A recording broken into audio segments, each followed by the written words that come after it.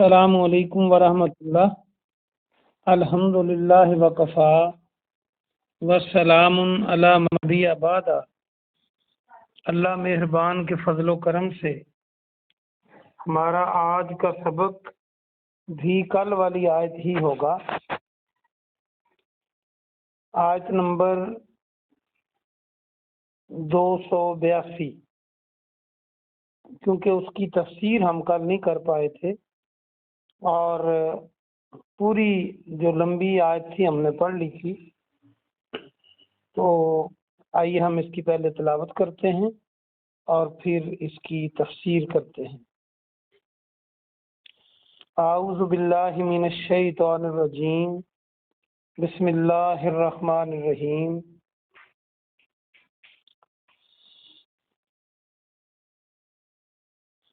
یا ایھا الذین آمنوا اذا تداینتم بدین الی اجل مسمى فاکتبوہ ولیکتب بینکم کاتب بالعدل ولا یأب کاتب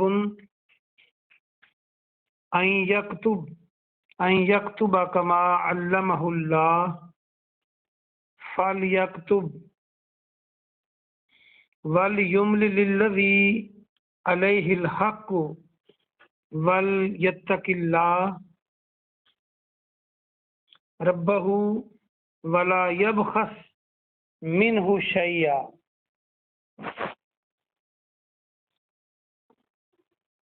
فإن كان الذي عليه الحق سفيها أو ضعيفا أو لا يستطيع أن يمل هو فليملل وليه بالعدل واستشهدوا شهيدين من رجالكم فإن لم يكونا رجلين فرجل وامرأتان ممن ترضون من الشهداء أن تضل إحداهما فتذكر إحداهما الأخرى ولا يأبى الشهداء إذا ما دعوا لا تسأموا أن تكتبوه صغيرا أو كبيرا إلى أجله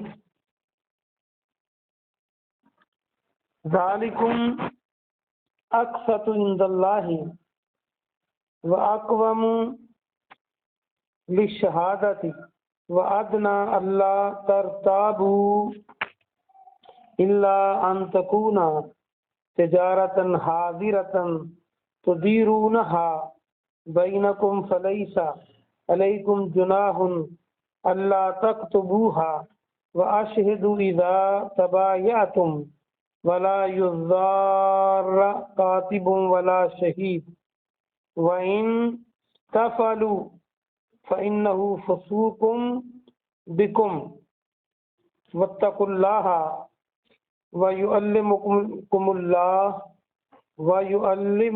الله واللہ بکل شیء علیم۔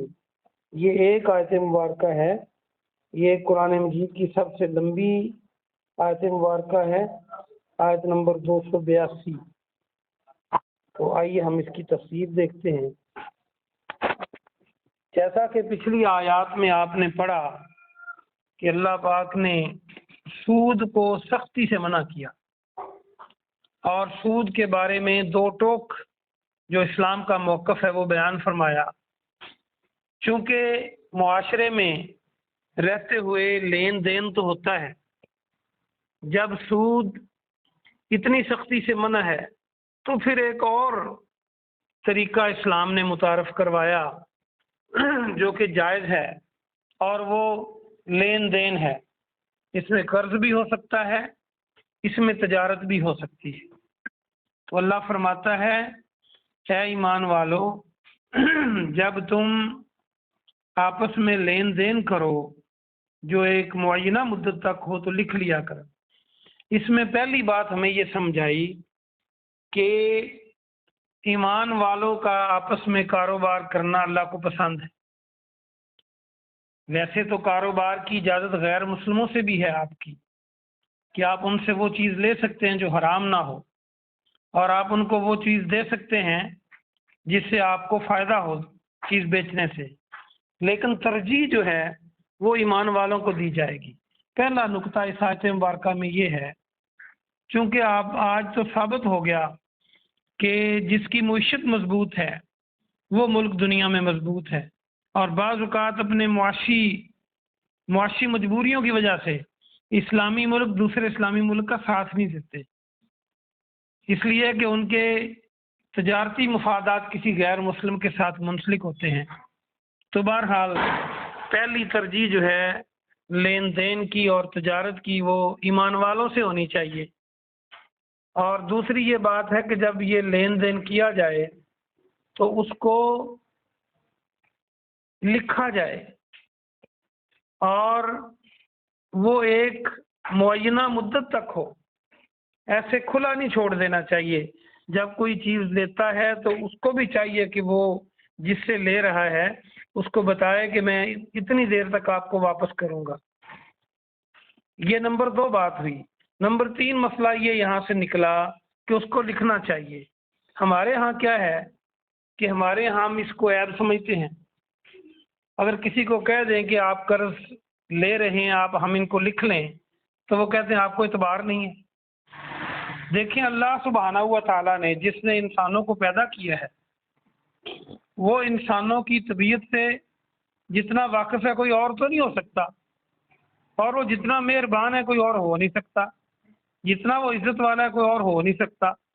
تو جب وہ فرماتا ہے کہ اس کو لکھ لیا کرو، آج سے میں آپ سے درخواست کروں گا کہ جب بھی لین دین کرو اس کو لکھا کرو، کیونکہ اللہ کا حکم ہے یہ فَاكْتُبُوهُ ہو، اس کو لکھو۔ اور آگے فرمایا چونکہ یہ معاملہ اتنا اہم ہے سوسائٹی کے اندر، تو اللہ نے تفصیل کے ساتھ ایک ہی آیت میں یہ بہت کچھ بتا دیا کہ آگے فرمایا کہ کاتب کو چاہیے کہ وہ عدل کے ساتھ لکھے، یعنی اگر لینے اور دینے والے لوگ جو ہیں وہ لکھنا پڑھنا نہیں جانتے تو پھر ایک تیسرا بندہ بھی اس معاہدے کو لکھ سکتا ہے، اور اس کو یہ حکم ہے کہ جب وہ لکھے تو ناانصافی نہ کرے، اس میں کوئی طرفداری نہ کرے، اس میں کوئی ڈنڈی نہ مارے، اور لکھنے سے بھی انکار نہ کرے۔ اور آگے فرمایا کہ اللہ نے اس کو علم دیا ہے نا، یعنی اللہ جب ہمیں حکم دیتا ہے کسی بات کا تو وہ نعمت تو اللہ نے دی ہے، دماغ، آنکھیں، ہاتھ لکھنے کے لیے، تو پھر ہمیں اللہ کی بات کو ماننا چاہیے، اس کو ثواب سمجھ کے اس کو لکھنا چاہیے، یعنی انکار نہیں کرنا چاہیے۔ اور اگلی بات یہ بتائی کہ املا وہ لکھوائے جس پر قرض ہے، یعنی شرائط وہ بتائے گا کہ میرے یہ شرائط ہیں، اور اگر دونوں ایگری ہوتے ہیں لینے والا اور دینے والا تو پھر یہ لکھ لی جائیں گی۔ اور اس میں باقاعدہ فرمایا کہ اللہ سے ڈرتے رہو اور وہ اس میں کمی نہ کرے، یعنی لکھواتے ہوئے بھی اس میں کوئی ہیرا پھیری والی بات نہ کرے اور کم زیادہ نہ لکھوائے، بلکہ پورا لکھوائے انصاف کے ساتھ، لیکن لکھوائے گا وہ جس پر حق ہے، جس پر قرض ہے۔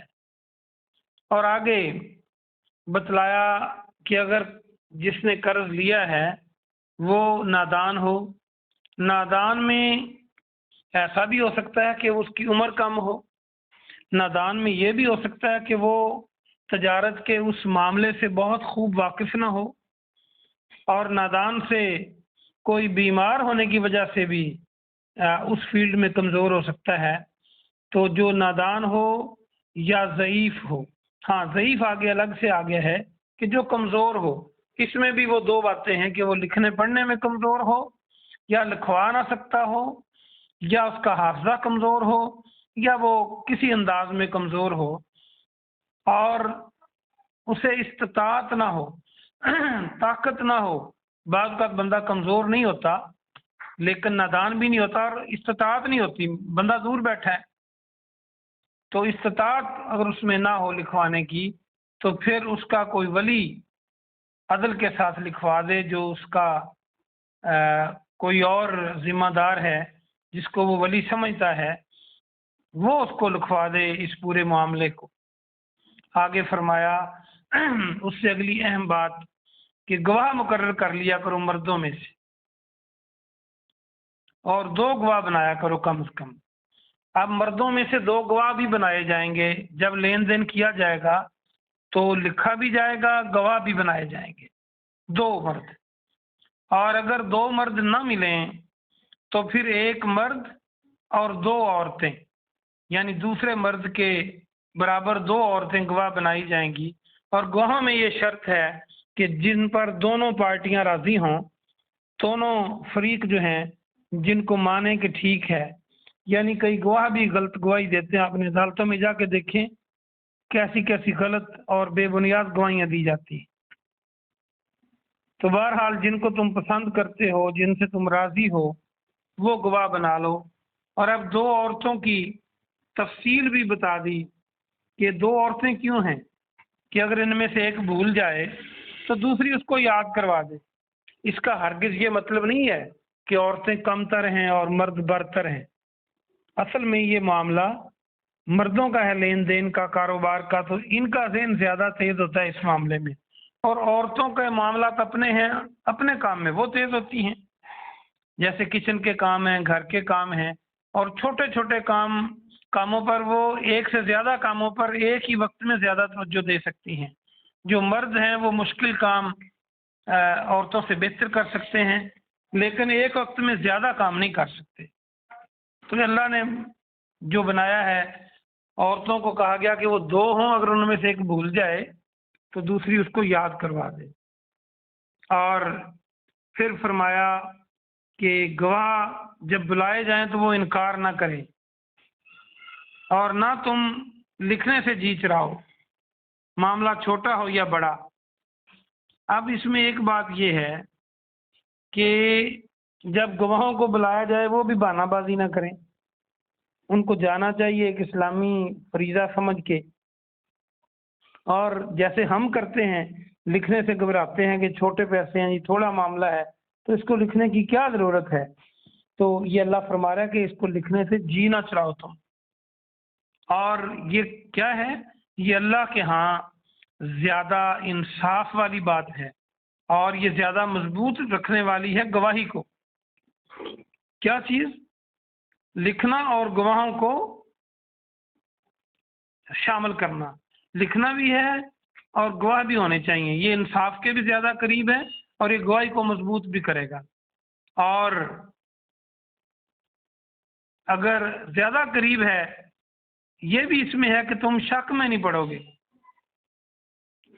جب یہ لکھا جائے گا تو شک میں نہیں پڑو گے۔ اصل میں جب انسان لین دین کرتا ہے تو اچھے تعلقات کی وجہ سے کرتا ہے، کسی کو اچھا جانتا ہے، اس کی ہیلپ کرنا چاہتا ہے تو کرتا ہے۔ تو شک اس معاملے میں اس محبت کو بالکل چاٹ کے رکھ دیتا ہے، تباہ کر دیتا ہے۔ تو اللہ نہیں چاہتا کہ یہ ایک اچھا سلوک کرنے کی بجائے یہ لڑائی جھگڑے تک آ جائے بات، اور ان کی محبت کی بجائے نفرتیں بڑھیں۔ تو یہ اللہ فرماتا ہے کہ یہ شک میں نہ پڑو گے تم، یہ زیادہ قریب ہے۔ دیکھیں جی، لکھا بھی ہوگا، گواہ بھی ایک سے زیادہ ہوں گے، گواہوں کو انصاف کا ہے، لکھنے والے کو انصاف کا کہا گیا ہے، تو یہ بہترین ایک معاہدہ ہوگا، تو یہ کرنا ضروری ہے۔ آگے اللہ فرماتا ہے جو تم لین دین نقد کرتے ہو، یعنی پیسے دیے اور چیز لے لی، اس کو نہ بھی لکھو تو کوئی گناہ نہیں۔ اس کا مطلب یہ ہے کہ جو ادھار ہے اس کو جو نہیں لکھے گا وہ گناہ کا ارتکاب کرے گا، لیکن اس پر بھی گواہ بنا لیا کرو۔ جب تم خرید و فروخت کرتے ہو پھر بھی کسی کو گواہ بنا لیا کہ یہ میں چیز لے رہا ہوں اور اتنے پیسے دے رہا ہوں، تاکہ کل کو کوئی معاملہ خراب نہ ہو۔ اور آخر اینڈ پہ فرمایا کہ نہ کاتب کو تکلیف دی جائے گی نہ گواہوں کو۔ کاتب اور گواہوں کو تکلیف دینے کے کئی طریقے ہیں۔ اگر کاتب کمزور ہے تو اس کو تنگ کرتے ہیں لوگ، اگر گواہ کمزور ہیں تو ان کو تنگ کرتے ہیں، یا پھر ان کو آئے روز بلائے رکھنا، جیسے عدالتیں بلا لیتی ہیں اور پھر ان کے کام کا حرج ہوتا ہے۔ ویسے یہ چاہیے کہ جن کو وہ بلائیں ان کو کچھ نہ کچھ دیں، ان کی خدمت کریں، تاکہ جو ان کا کام تھا جو حرج ہوا ہے اگر وہ لینا چاہیں تو وہ اس ٹائم کے پیسے دیں۔ اللہ فرماتا ہے اگر تم ایسا کرو گے تو یہ یقیناً گناہ کا کام ہے۔ کون سا؟ کاتب کو اور گواہوں کو تنگ کرنے والا کام۔ اور اللہ سے ڈرتے رہو اور اللہ تمہیں سکھاتا ہے، بے شک اللہ تعالیٰ کو ہر چیز کا علم ہے۔ یعنی اللہ کو علم ہے کہ یہ اگر معاہدہ نہیں لکھا جائے گا، یہ معاملات نہیں ہوں گے تو تمہارے تعلقات خراب ہوں گے۔ اور آپ دائیں بائیں نظر مار لیں، کتنے لوگوں کے تعلقات اچھے ہونے کی بجائے خراب ہو جاتے ہیں قرض میں۔ اس لیے ہمیں اس کو اپنانا ہوگا اور اپنے نظریات کو، اپنے خیالات کو چھوڑ کر قرآن اور حدیث کے نظریات کی طرف رجوع کرنا ہوگا، تاکہ ہم دونوں دنیا میں کامیاب ہو جائیں۔ سبحان ربک رب العزت عما یصفون والسلام علی المرسلین والحمد للہ رب العالمین۔